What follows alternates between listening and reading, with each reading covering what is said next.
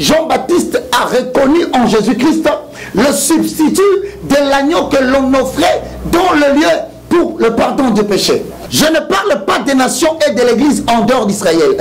Très important, bien-aimé dans le Seigneur, que la célébration de cette Pâque que Israël fait, pour lequel Jésus, pendant ce jour de terre, se manifeste juste au jour de la Pâque, il veut donner un message. C'est déjà là le changement d'un régime.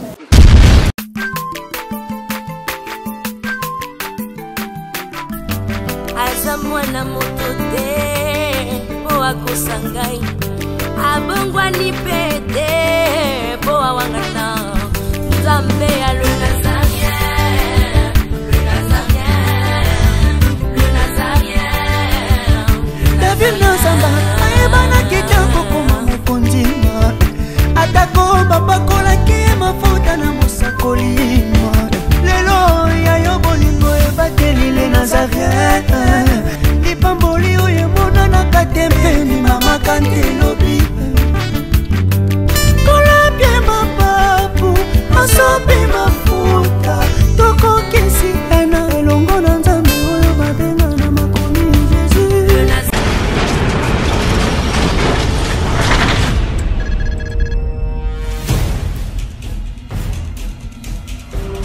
Du nouveau en Europe, du nouveau à Kinshasa, Yassika Eye, Maison Nazareta.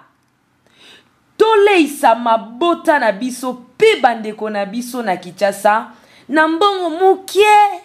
L'histoire de Nazareta n'est pas si compliquée. Opesi mbongo na yo, kobanda na talo ya $10, $15.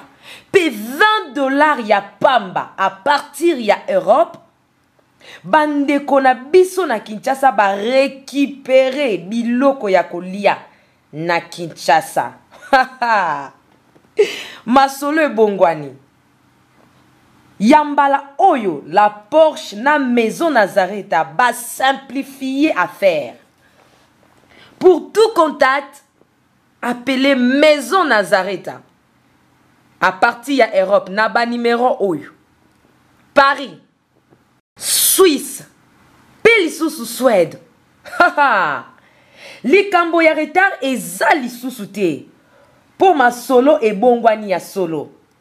Na mbongo na yo ya mukie, bandeko ba retirer biloko ya kolia na Kinshasa. Donc, au pesi mbongo, ba pesi ya kolia na Maison Nazareta na Kinshasa. Nango tolobi, bienvenue à tous. Père Céleste, au nom de Jésus, je te loue, je te glorifie.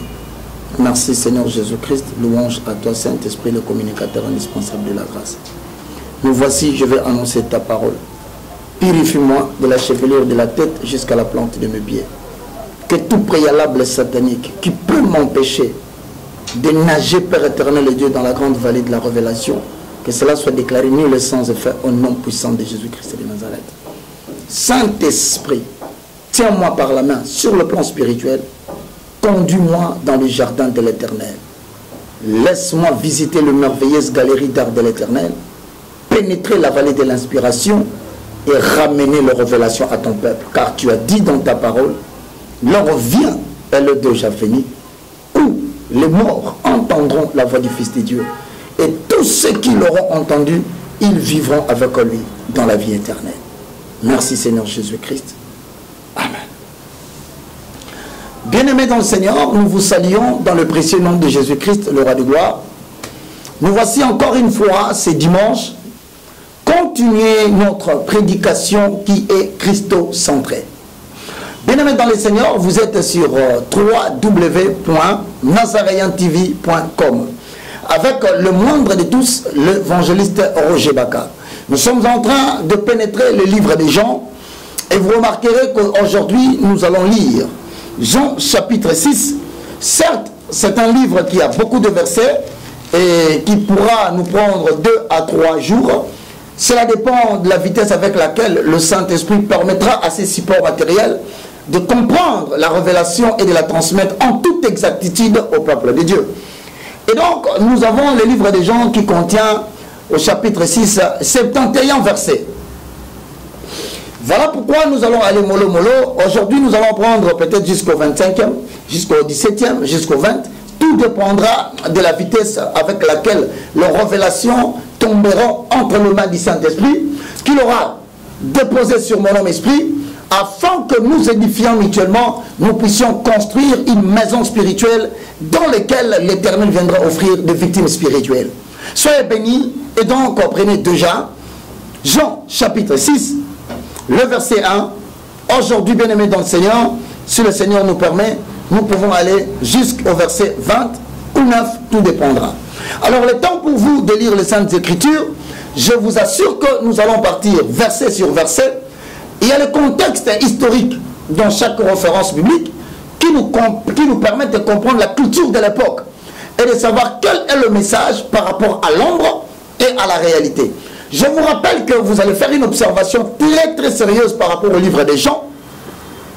L'apôtre Jean est en train d'aborder Jésus-Christ, mais à chaque manifestation de Jésus-Christ, il est en train de rythmer les manifestations publiques de Jésus au fait des enfants d'Israël. Et donc, il y a une certaine harmonisation par rapport à Jean, et que toute apparition de Jésus est rythmée à une fête ou à un événement par rapport au peuple juif. Qu'est-ce que cela voulait-il dire? Quel message Jean veut-il nous transmettre? Voilà pourquoi Hébreux chapitre 8, le verset 7 dira: si l'ancienne alliance avait été sans défaut, il n'aurait pas été question de la remplacer par une nouvelle. Car l'Ancien Testament prêche l'ombre des choses à venir et non l'exacte représentation, car la réalité est venue en Jésus. Alors le temps pour vous de lire les Saintes Écritures, Jean chapitre 6, le verset 1, nous allons jusqu'au verset 20. Je me permets de chanter. Yozalinga mbena mawa Naina tolingo lunayo Bolingo na yo mpona ngai Etindi na ngumba mela yo Yozalinga mbena mawa Nata tolingo na yo Naina tolingo lunayo Bolingo na yo mpona ngai Etindi na ngumba mela yo Kola linginga mingi Namoni mbona bomoi na ngai Wana nazoloki mitelenga noro Yolokotaki ngai osukoli ngai Okomisi ngai mwana na yo Nakopesa na yo nini Yeswe Bona maso yo saleli ngai Oli mwana ngai kokomisa yo Nazongisela yo nini Bona maso yo saleli ngai Napesa yo nini Oli mwana ngai kokomisa yo Yesu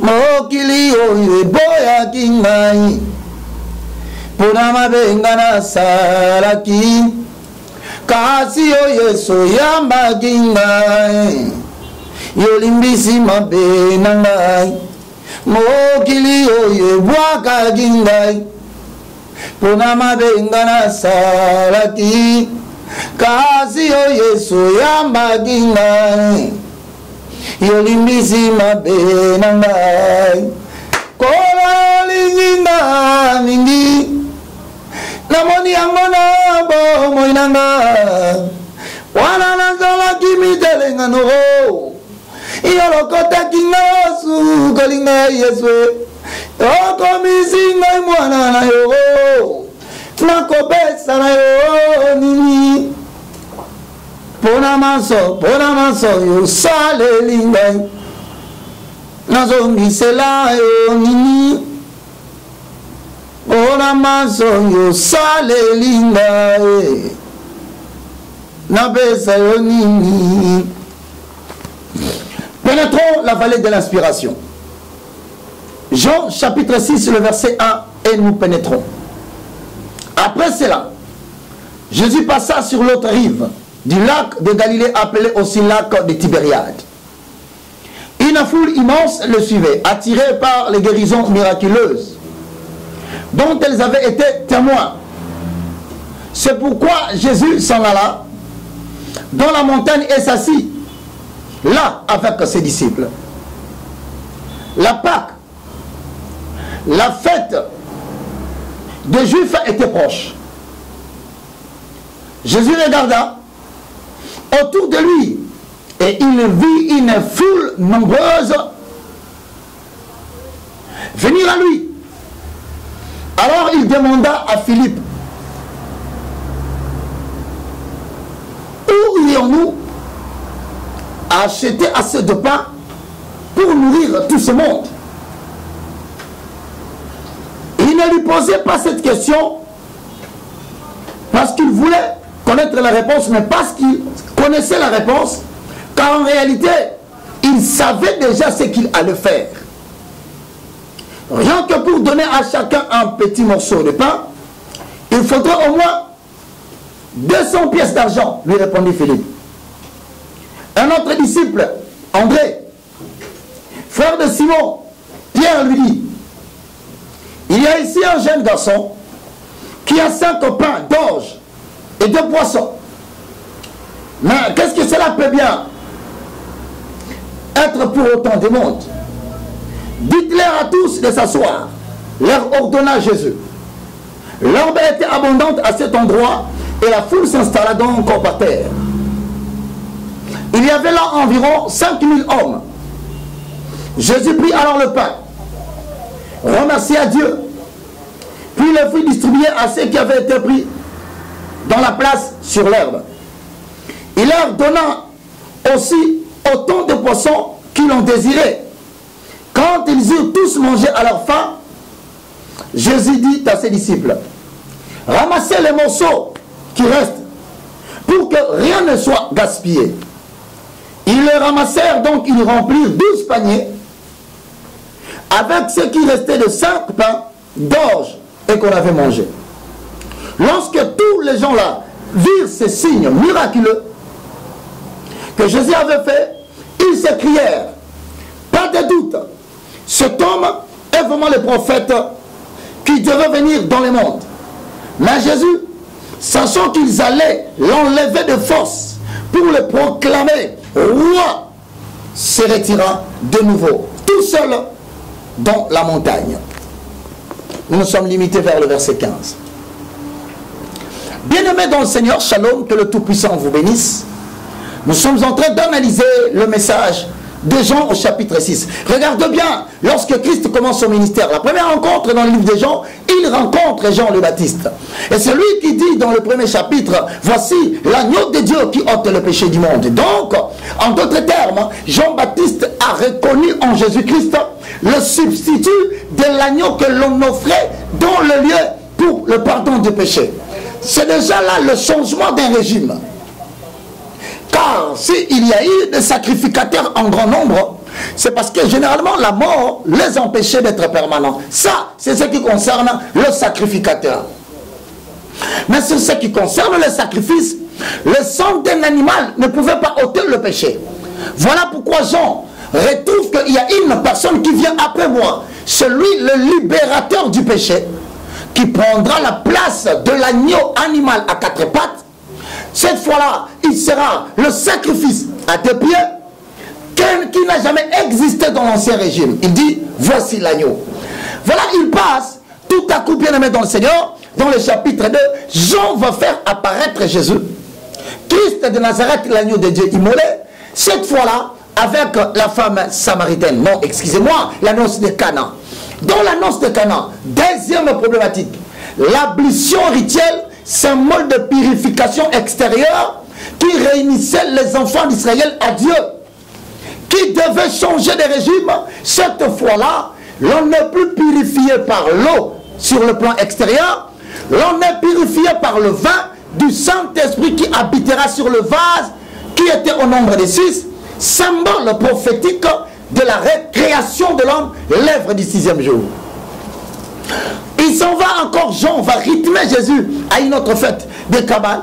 Est-ce que c'était une fête pentecôtiste? Mais nous savons que La Pâque était en train d'approcher. Jésus-Christ, ce matin-là, il va vers le puits de Jacob, à la rencontre de la femme samaritaine. Mais quel est le problème? C'est le puits de Jacob. Bien-aimé dans le Seigneur. Là, il évite de contourner la Samarie, quittant la Judée. Il passe par la Samarie pour atteindre Jérusalem. Samarie, une ville qui était réputée païenne et qui ne respectait que le 5 lois, le 5 livres du Pentateuque. Et comme tout le monde évitait Samarie, Jésus l'affronte. En fait, il parle avec une femme à une mauvaise vie. Il annonce ce qu'il n'a pas annoncé en Israël, qu'il est l'eau vive, la source d'eau pure qui coule, mais qui n'est pas comparable au puits de Jacob, qui en fait n'a que pour le bénéfice de Jacob, de son enfant Joseph et de toute la postérité d'Israël. Encore une fois, le régime vient de changer. Cette fois-ci, bien-aimé dans le Seigneur, dans Jean chapitre 6, Jésus-Christ sort. Après cela, la Bible nous enseigne, Jésus passait de l'autre rive du lac de Galilée, appelé aussi lac de Tibériade. En fait, ce lac, bien-aimé dans le Seigneur, a pris le nom d'un certain monsieur qui se nommait Tibère. Bien-aimé, ce nom du lac de Tibériade qui était fondé à l'an 20, justement après Jésus-Christ, avait été ainsi nommé en l'honneur de l'empereur Tibère. Mais qu'est-ce qui se passe? La foule est attirée par les différents miracles qu'il est en train de faire et ils vont venir vers Jésus-Christ. Mais ce qui est très important, bien aimé dans le Seigneur, nous voudrions que vous observiez très bien comment, verset par verset, nous allons évoluer. Verset 3. C'est pourquoi Jésus s'en alla dans la montagne et s'assit avec les disciples. La Pâque, la fête des Juifs était proche. Bien-aimé dans le Seigneur, Jésus-Christ réalise que la Pâque sera bientôt proche. Mais alors, il va maintenant vers le lac Tibériade, où, bien-aimé dans le Seigneur, il va vouloir s'asseoir sur la montagne, mais cependant, une foule le pressait et sont venus vers lui. Écoutez le contexte historique. Bien-aimé dans le Seigneur, lorsqu'ils arrivèrent à côté de lui, Jésus regarda autour de lui et voyant que la foule, elle était nombreuse, en fait, il pose la question à Philippe. Il dit, Philippe, dis-moi, combien devons-nous avoir pour nourrir tous ces peuples? Mais la Bible ajoute qu'il n'avait pas posé la question parce qu'il cherchait la réponse. Parce qu'il savait au préalable ce qu'il allait faire. Cette prédication, bien aimé, ouvre une certaine multitude, tout un monde de révélations, de prototypes au type de l'ombre à la réalité. Et cela rentre dans l'Ancien Testament pour nous ramener la vérité que Dieu a annoncée à Israël, mais qui préfigurait la libération et la venue de Jésus-Christ de Nazareth. Bien aimé, écoutez-moi très bien, très chers internautes, que Dieu vous bénisse ce dimanche, vous qui aimez l'évangile, parce que la prédication repose sur Jésus, il suffit seulement que l'on montre l'agneau dans les Écritures. Alors bien aimé dans le Seigneur, je vais noter quelque chose de très important. Je veux que vous puissiez aussi vous l'observer. Le verset 6. Il ne lui posait cette question que pour voir ce qu'il allait répondre, car en réalité, il savait déjà ce qu'il va faire. 7.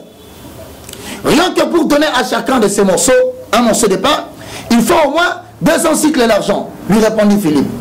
Un autre répondit, frère Simon, André, frère de Simon, il y a un jeune garçon ici qui a 5 pains d'orge. Et ensuite, 2 poissons. Bien aimé dans le Seigneur, regardez très bien. Ces petits garçons qui arrivent au moment où Jésus est en train de vouloir parler d'une certaine manière, d'une vérité cachée. Vous savez, là, on parle de quoi? On parle de la Pâque. Mais pourquoi parle-t-on de la Pâque?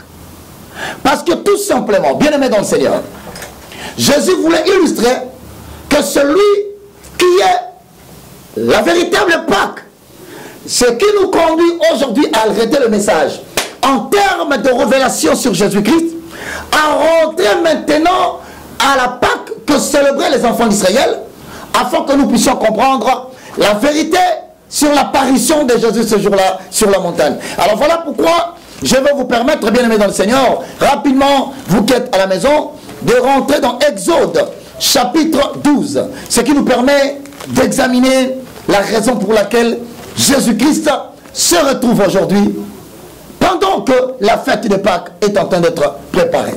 Voilà pourquoi nous avions dit l'ombre, l'Ancien Testament va prêcher l'ombre. Alors à chaque élément matériel s'associe une vérité que Jésus veut annoncer. Ce qui nous oblige à nous arrêter là, à comprendre d'abord la conception de la Pâque par rapport à l'Ancien Testament et que représente maintenant Jésus-Christ de Nazareth par rapport au Nouveau Testament. Bien-aimés dans le Seigneur, le temps pour vous de regarder. Exode chapitre 12, nous allons prendre du premier verset et certainement pour aujourd'hui nous nous arrêtons vers le verset 13. Le temps pour vous de lire, je chante. Mon lilier, pour le esili, namitiki e pairayo, ngolo sumba. Satan mbelemi liboso nanga nakombola Yesu nakolonga Zambe batelaka banana yo sokoyo o bateli elonga ejali. Bien-aimé, Exode chapitre 12, le verset 1, je lis au nom de Jésus-Christ. L'Éternel parla à Moïse et à Aaron en Égypte et leur dit: ce mois-ci sera pour vous le premier des mois de l'année. Donnez à toute la communauté d'Israël les instructions suivantes. Le 10e jour de ce mois, que chaque maison ou chaque famille se procure un agneau, encore un agneau. Si dans une maison, on est trop peu nombreux pour manger un agneau, qu'on s'associe à la famille voisine, la plus proche, en tenant compte du nombre de personnes, et on choisira l'agneau en fonction de ce que chacun peut manger. 5. Vous prendrez un agneau ou un chevreau sans défaut, un mâle âgé d'un an. Vous le garderez jusqu'au 14e jour de ce mois. Ce jour-là, tout l'ensemble de la communauté d'Israël immolera l'agneau à la nuit tombante aux ânes. On prendra de son sang et on le badigeonnera sur les deux montants du linteau de la porte de maison où il sera mangé. On en retirera la viande et on le mangera cette nuit-là avec de pain sans levain et des herbes amères. Vous n'en mangerez rien qui soit à moitié cuit ou bouilli dans l'eau. Tout sera rôti au feu avec la tête, les pattes et les abats. Vous n'en garderez rien pour le lendemain. S'il reste quelque chose jusqu'au lendemain, vous le brûlerez. Vous le mangerez à la hâte. Prêt à partir, la ceinture nouée au rein, le sandal au pied et le bâton à la main. Ce sera la Pâque que l'on célébrera en l'honneur de l'Éternel. Bien-aimés, nous sommes limités vers le verset 11. Voilà Jésus-Christ, lorsqu'il apparaît, bien-aimé dans le Seigneur, dans Jean chapitre 6, c'est le jour de la Pâque. Mais nous rentrons maintenant pour comprendre pourquoi est-il apparu le jour de la Pâque. Parce que dans l'Ancien Testament qui passe l'ombre des choses à venir, se cache le mystère des secrets pour lesquels Jésus-Christ apparaît au moment de la fête. Bien-aimé dans le Seigneur, on dit le mois-ci, c'est l'Éternel qui ordonne aux enfants d'Israël. Lorsqu'ils ordonnent aux enfants d'Israël ces messages, bien-aimés dans le Seigneur, c'était quel mois? Généralement, ce mois est appelé d'abord Abib, c'est un nom cananéen. Ensuite, le mois que l'Éternel est en train de désigner, plus tard sera appelé le mois de Nissan. C'est le contexte historique, très important. Mais c'est un nom babylonien. Alors, en cela débute la nouvelle lune de printemps. C'est entre le mois de mars et le mois d'avril. Mais Dieu dit, ça sera pour nous le premier des mois de l'année. En désignant comme le premier mois de l'année, le mois correspondait exactement à l'événement de l'Exode. Voilà pourquoi, bien-aimé dans le Seigneur sans cesse, Israël, dans sa vie, devait comprendre qu'il a trouvé son origine dans cet acte de libération de l'esclavage de l'Égypte. Il ne faut jamais oublier cela. Si l'Égypte avait bloqué Israël et que Israël continue à célébrer la Pâque jusqu'à aujourd'hui, Je ne parle pas des nations et de l'église en dehors d'Israël. Très important, bien-aimé dans le Seigneur. Israël célèbre la fête de la Pâque en commémoration des souvenirs de la libération que Israël a connue d'entre-les-mains de l'esclavage de l'Égypte. Alors, cela ressemble au calendrier agricole, en même temps au calendrier civil. Bien aimé, écoutez bien le contexte historique. Cela ressemble tout à fait à la période où on faisait le labourage et le sémail. Si vous voulez comprendre cela, vous pouvez aller toujours dans le même chapitre vers le verset 23, le chapitre 23, le verset 23, verset 26. Bien aimé, c'est deux calendriers, c'est-à-dire agricole et civil. On coexistait jusqu'à même à l'exil. Mais actuellement, l'année juive commence en septembre et en octobre. Mais dans l'Orient, bien aimé dans le Seigneur, vous devez retenir une chose, que la célébration de cette Pâque que Israël fait, pour lequel Jésus, pendant ce jour de terre, se manifeste juste au jour de la Pâque, il veut donner un message. C'est ça, bien aimé dans le Seigneur, qui permet qu'aujourd'hui, que chacun de nous comprenne quelle est l'importance de la Pâque par rapport à l'Ancien Testament ou au peuple juif, et que cela symboliserait par rapport à nous qui sommes arrivés à la fin de ces siècles. Lisons le verset 5. La Bible dit, 5, vous prendrez un agneau ou un chevreau sans défaut, en plus un mâle âgé d'un an. Bien-aimé dans le Seigneur, lorsque nous allons dans Lévitique, lisons. C'est très important parce que nous sommes en train de révéler le mystère caché de tout le temps, de tout le siècle, mais révélé aux enfants. Je vous ai dit qu'on va y aller mollo mollo selon la rapidité de la révélation que Dieu va nous donner. Oh, qu'il est beau de comprendre les Écritures. Lévitique, chapitre 22, Lévitique, excusez-moi, chapitre 22, le verset 17 au verset 25. Bien-aimés dans le Seigneur, lorsque nous entrons dans Lévitique, au chapitre 22, voilà ce que dit les Écritures. Lévitique chapitre 22, le temps pour vous de vous acquérir de cette vérité, parce que vous comprendrez pourquoi l'on a parlé de cela. Lévitique 22, le verset 17, lisons au nom de Jésus.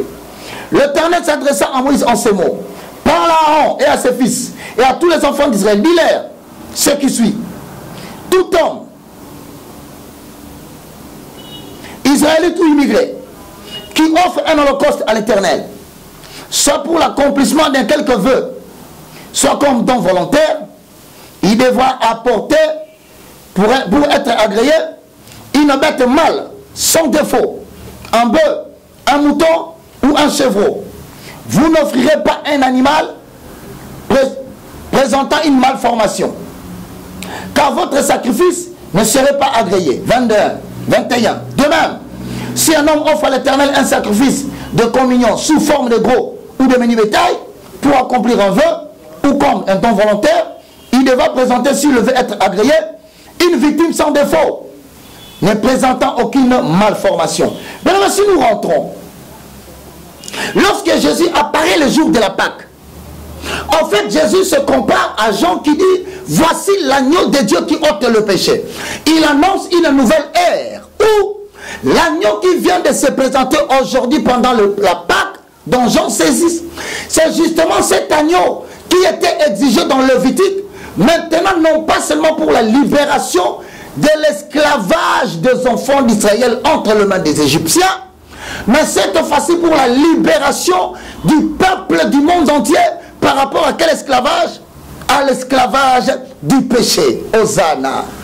Mais seulement que comme cela était exigé, que dans l'Ancien Testament, que l'agneau soit sans défaut, Jésus-Christ est venu dans le monde dès sa naissance jusqu'au jour de sa mort. Il n'a connu aucun péché.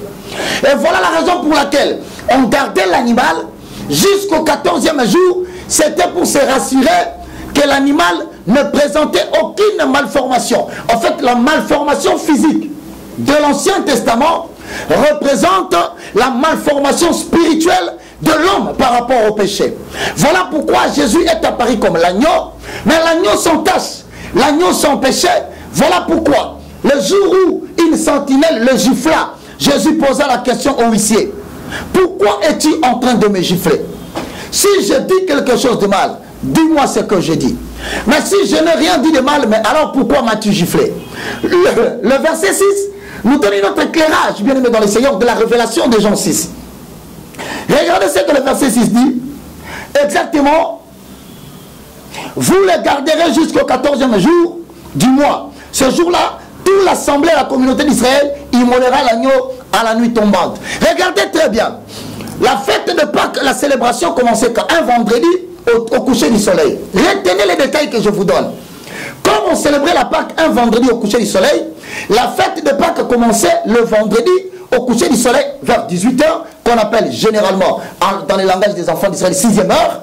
Et cela prenait fin le sabbat, le jour, le samedi, à la nuit tombante. Hosanna. Regardez combien bien aimé dans le Seigneur. Vous comprendrez pourquoi nous célébrons la Pâque au début du vendredi et nous le terminons un samedi. Mais c'est parce que Jésus-Christ, le jour de son sacrifice, on l'arrêta, mais un vendredi après-midi, on l'amena directement vers la montagne de Galilée. Qu'est-ce que je dis? La montagne de Golgotha. Donc voici la coïncidence qui existe entre l'Ancien Testament qui prêche la parole prophétique de Jésus qui va venir. Mais regardez ce qui est important, les détails maintenant. C'est là où je voudrais quand même chuter avec le message aujourd'hui. Jésus-Christ de Nazareth qui incarne l'agneau, mais le Père qui incarne l'Ancien Testament à travers la loi donnée à Moïse. Commençons à analyser. Premier point. Le verset 8. Premier détail. On retira la viande. Et donc voilà, bien aimé dans le Seigneur, lorsque vous êtes dans Exode 12, vous comprenez maintenant que l'agneau dont il était question, c'est l'agneau dont parlait Jean-Baptiste dans le livre de Jean chapitre 1, lorsqu'il a vu Jésus. Il a dit, voici l'agneau de Dieu qui ôte le péché du monde. C'était une phrase qui voulait dire quoi? Ça voulait dire tout simplement, si vous célébrez la Pâque, ne célébrez pas la Pâque juive.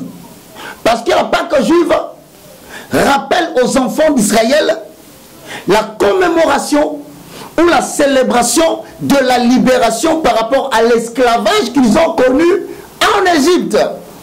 Et donc si vous voulez célébrer cette Pâque-là, vous êtes contraint, si vous gardez la loi, de respecter le contenu de la loi. Voilà pourquoi j'avais dit la dernière fois que Jésus-Christ, c'est lui la réalité qui incarne l'ombre. Vous voulez célébrer la Pâque au Congo? Vous voulez célébrer la Pâque au Cameroun? Voulez-vous célébrer la Pâque en Côte d'Ivoire, aux États-Unis d'Amérique? Il n'y a pas de problème. Mais voici les conditions. Premièrement, le verset 15, sans défaut. Et donc, vous devez conserver cet animal-là que vous voulez célébrer dans la Pâque pendant 14 jours. Ne dépassez pas 15. Christ, c'est l'exacte représentation. Deuxième critère. Voulez-vous célébrer la Pâque à la manière des peuples juifs partout dans le monde? Je vous ai dit que la célébration de la Pâque juive reste pour les enfants d'Israël.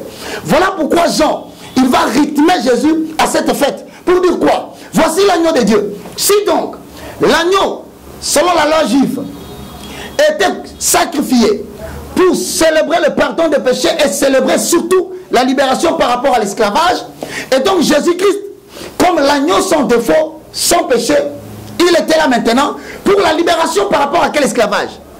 Pas l'esclavage physique, mais l'esclavage spirituel, c'est-à-dire le péché. Voilà maintenant les conditions. Mais posez-vous la question, pourquoi Dieu avait-il donné ces conditions? Première condition, à la nuit tombante. Pourquoi? Parce que la Pâque commence vendredi soir et termine le samedi soir, le jour de sabbat. Mais c'est parce que Jésus, à son époque, pendant ce jour de terre, il sera arrêté un vendredi matin, frappé par Pilate, transféré chez l'empereur. Il rentre, il prendra sa croix les après-midi. Il sera crucifié sur la montagne de Golgotha à la nuit tombante de vendredi. Et selon ce que bien aimé dans le Seigneur, il célèbre cette Pâque en l'enterre. Quelques jours après, 3 jours après, Jésus va ressusciter. Cela n'est pas fini. Par rapport à Israël, voici notre condition. Vous le mangerez avec le pain sans levain.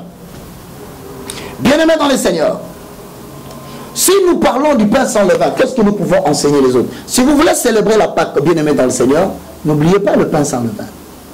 Parce que si vous faites une Pâque sans tenir compte de pain sans levain, vous avez profané la Pâque. Et donc si vous n'êtes pas capable de réunir tous ces éléments, trouvez en Jésus-Christ la totalité de ce que l'humain ne peut pas continuer à voir, de ce que l'humain ne peut pas continuer à célébrer.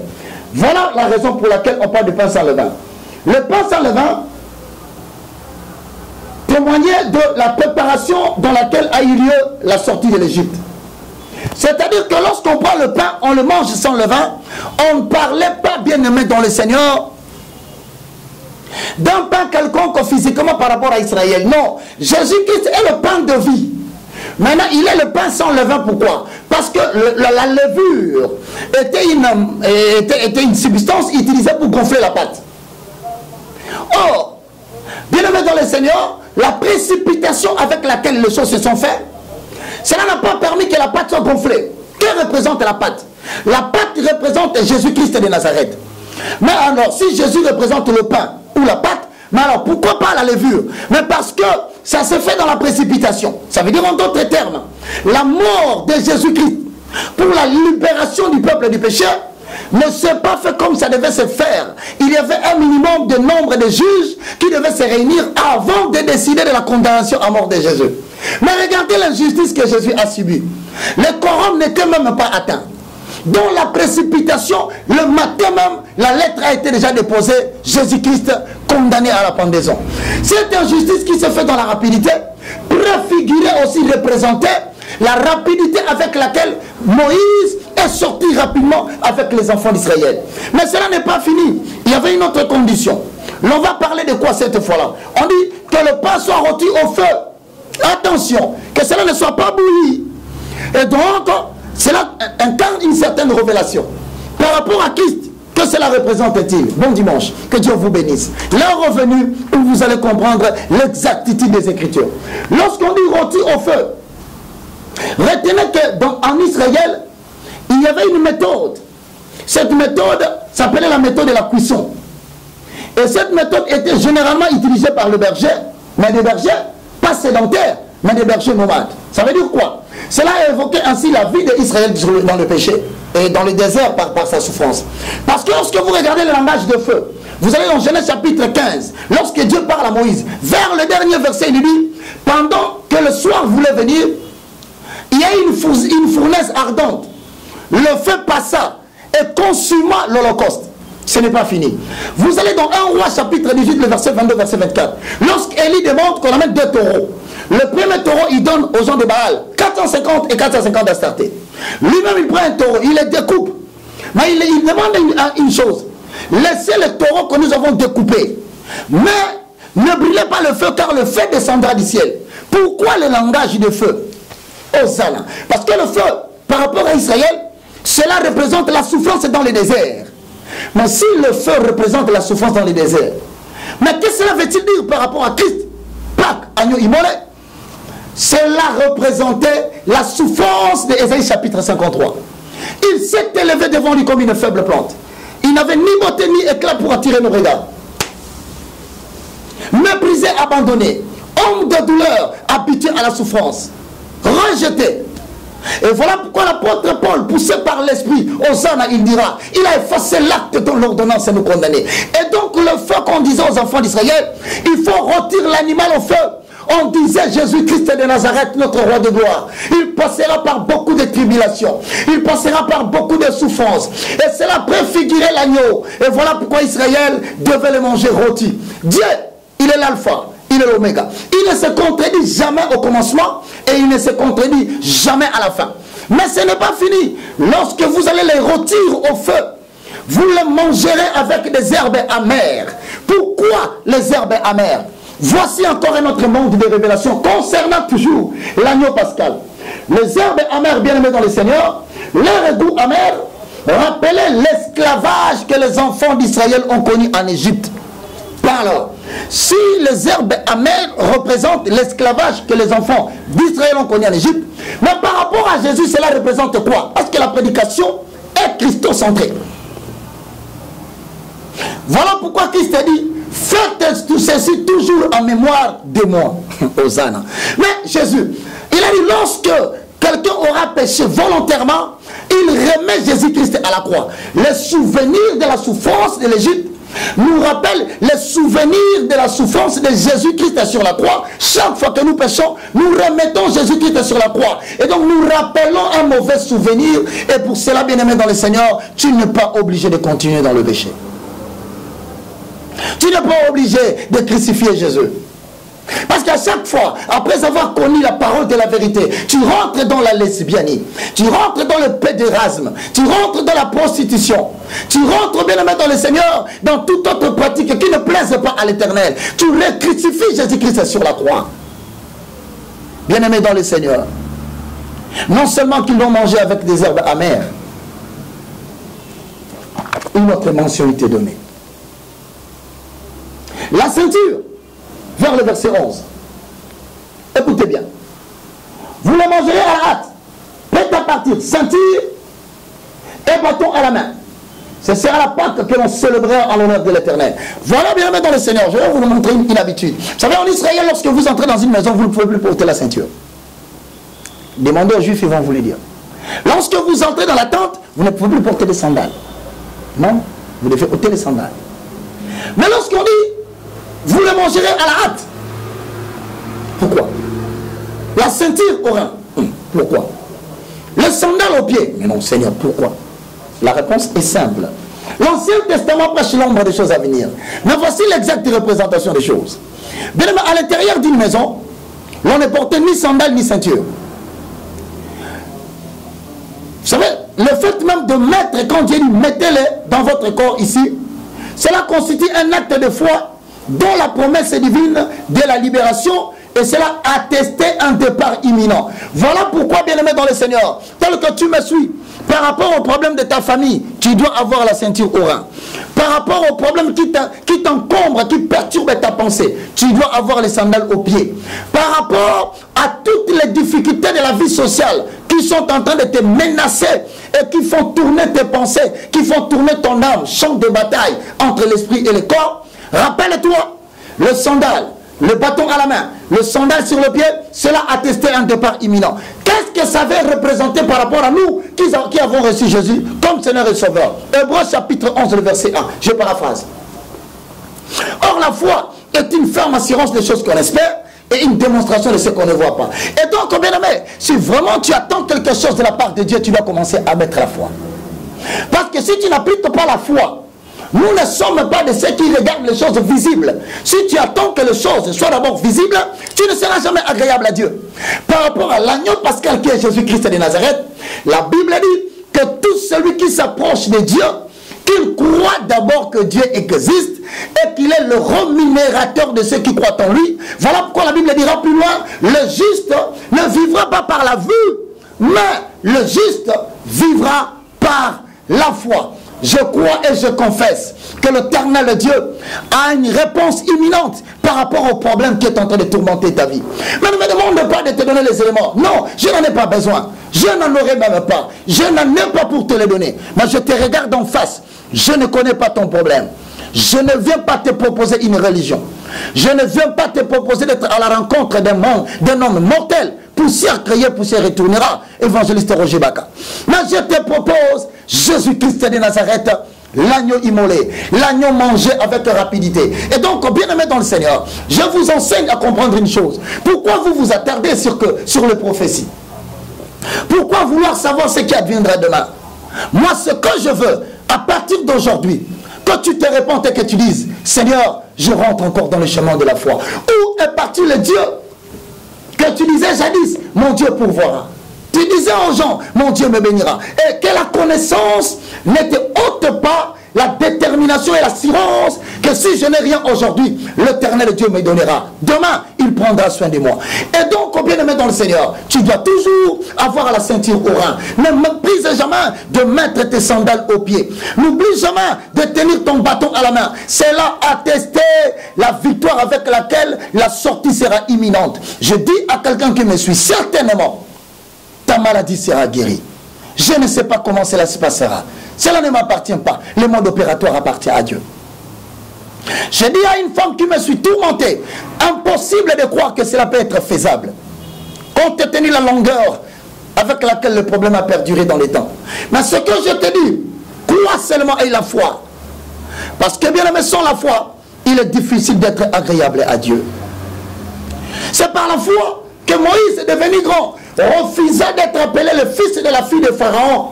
Il alla s'identifier aux souffrances de Christ. Oh, bien-aimé dans le Seigneur, si réellement tu as accepté Jésus, ne renonce pas à la souffrance que tu es en train de connaître aujourd'hui. Ne recule pas, n'emprunte pas des chemins tortueux. Ne facilite pas Dieu.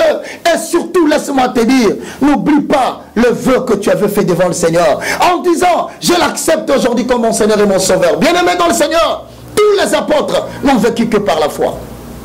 Te parlerai-je, bien-aimé dans le Seigneur, de Élie. Et lorsqu'il était affamé, mais c'est par la foi que Dieu lui dit, Élie, va à la rivière de Kérit.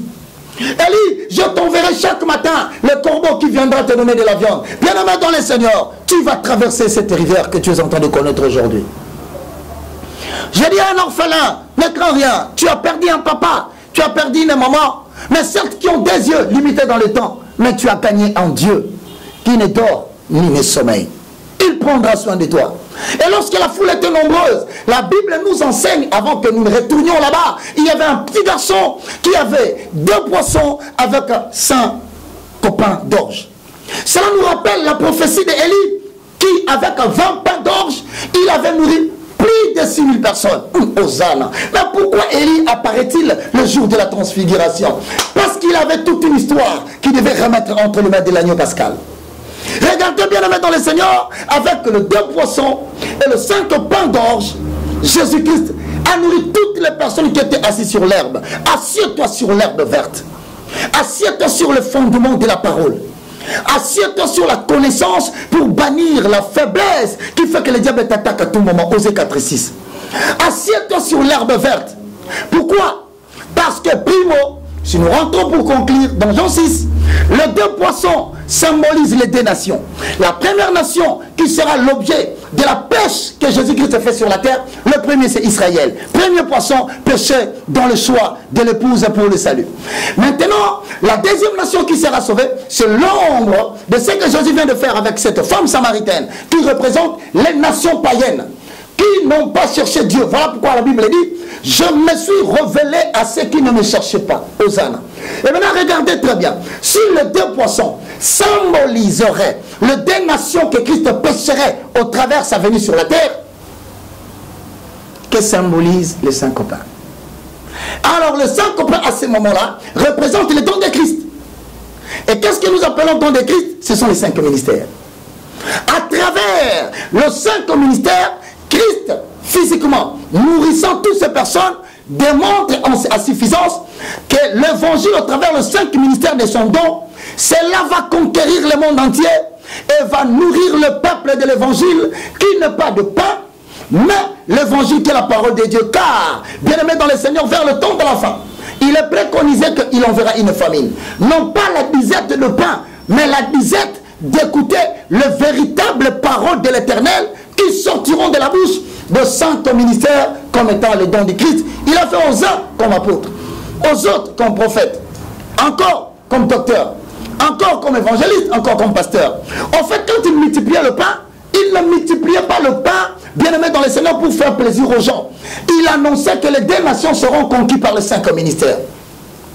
Alors si nous revenons maintenant à Jésus-Christ, nous posons maintenant cette question, elle est très indispensable.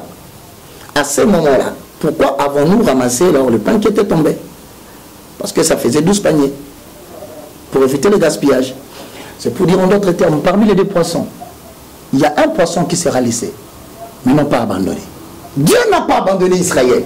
Mais c'est enfin que lorsqu'on ramasse tout le pain, jusqu'à ce que le nombre de personnes qui devaient être sauvées parmi les nations soit accompli, Jésus retournera vers les 12 tribus d'Israël. Hosanna. Bien-aimé dans le Seigneur, voici comment Jésus est en train de rythmer sa vie par rapport aux réalités de l'Ancien Testament que les anciens, les sages, n'ont pas compris en accord avec Paul. C'est par l'Esprit qu'il est dit. Dans 1 Corinthiens chapitre 2, le verset 7, 8, 9, je paraphrase. Nous prêchons la sagesse mystérieuse et cachée de Dieu. Depuis des siècles, l'a révélé pour nous qui sommes arrivés à la fin de ces siècles. Sagesse qu'aucun sage, aucun homme intelligent, aucun chef de cette génération n'a connu. Parce que s'ils avaient connu cette sagesse, ils n'allaient pas crucifier Jésus-Christ, le roi de gloire. Selon qu'il est écrit dans la parole, je paraphrase. Ce sont des choses que l'œil n'a pas vues, que l'oreille n'a pas entendues, qui ne sont pas remontées dans les cœurs de l'homme, mais des choses que l'Éternel a réservées pour nous qui sommes arrivés à la fin de ce siècle. Je te regarde tout droit et je te dis, si tu peux laisser la place à Jésus aujourd'hui, il est capable de te redonner ta vie de la crainte de Dieu. Si tu peux faire revenir Jésus, tu poseras la question comme David. Après avoir péché, les ennemis ont envahi Israël, ils ont pris 2 butins, ils ont fui, ils sont partis. David pose la question, Seigneur, poursuivrai-je mes ennemis? Première question. Deuxième question, les atteindrai-je? Troisième question, vais-je reconquérir le butin que le méchant a pris? Et l'Éternel Dieu lui répondit, David, l'homme selon mon cœur, tout est une image de révélation. Poursuis tes ennemis. Avec Christ, tu retrouveras la force de poursuivre, bien-aimé dans le Seigneur, tous ceux qui t'ont arraché ce qui était à toi par rapport à ta destinée. Christ est là devant toi. Je ne suis qu'un simple homme, mais je t'apporte le message de la vie. Si tu peux accepter aujourd'hui que Jésus prenne la place dans ta vie, dans ta famille, dans tes affaires, dans ta vie sociale, peu importe où tu es, laisse-moi te dire, l'on ramassera des paniers de pain et des paniers de poissons dans ta vie. Pourquoi? Parce qu'il est capable de te redonner les années que t'ont arraché le malin. Bien, nous sommes limités là. Que Dieu vous bénisse. Vous avez suivi le moindre de tous, l'évangéliste Roger Baka, sur www.nazareentv.com. Voici donc notre numéro de contact pour tous ceux qui veulent entrer en contact avec nous. Bon dimanche et maintenant célébrez le nom de l'Éternel. Allez-y, prenez ce message, partagez-le, envoyez-le à qui que ce soit. Dites-leur, le temps est arrivé où l'ombre est en train d'être explicitée en Jésus-Christ. 00243 9 98 82 0004. Avec Imo ou WhatsApp, vous pouvez nous joindre. Vous avez la ligne directe. Si vous n'arrivez pas à nous joindre sur WhatsApp, 00243 90 79 66 785. Je reprends, 00243 90 79 66 785. Que Dieu vous bénisse. Soyez très nombreux à nous suivre toujours chaque dimanche. Bon dimanche à vous tous. J'attends de revenir avant votre appel. Et pour tous ceux qui veulent participer à ce grand travail d'évangélisation dans le monde, nous sommes disposés. Ce n'est pas les combats de Roger Baka. Il est temps que le christianisme soit bien compris. Merci beaucoup. Quant à moi, je vous dis bon dimanche. Au revoir.